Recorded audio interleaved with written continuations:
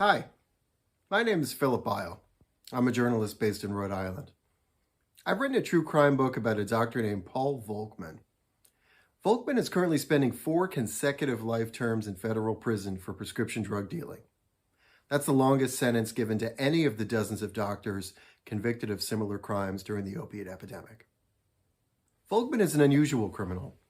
He was the valedictorian of his high school class.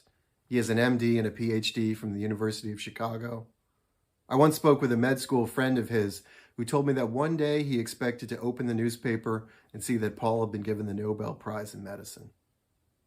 Instead, Volkman wound up working in cash-only pain clinics in southern Ohio. He prescribed enormous amounts of medication, opiate painkillers, anti-anxiety medication, muscle relaxers. He prescribed so much medication that local pharmacies refused to fill his prescriptions. So much medication that prosecutors would later say he had caused the deaths of more than 10 of his patients.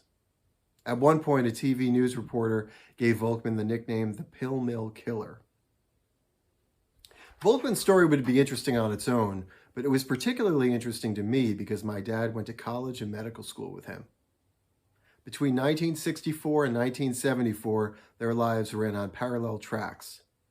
After graduating, they fell out of touch, but eventually, when my dad learned about Volkman's case, he told me about it. And as a journalist, I set out to learn what happened. That was almost 15 years ago. In the years since then, I've interviewed Volkman at length. I've corresponded with him in prison, but I've also interviewed more than 150 other people who have insights into his life and his case. And I've reviewed thousands of pages of documents. That independent reporting often contradicted Volkman's version of the story, in which he's an innocent man who's been wrongly convicted. I've now finished a book about the life, the career, and the crimes of Paul Volkman.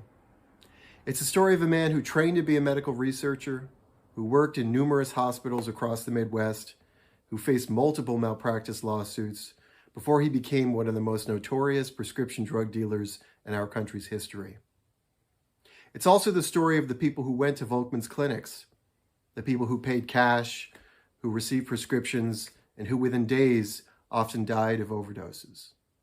Many of them were in their 30s and 40s. When I first heard about my dad's classmate who had been charged with such horrific crimes, I was stunned. What happened to this guy? I now know the answer to that question, and I'm excited to share it with you through this book.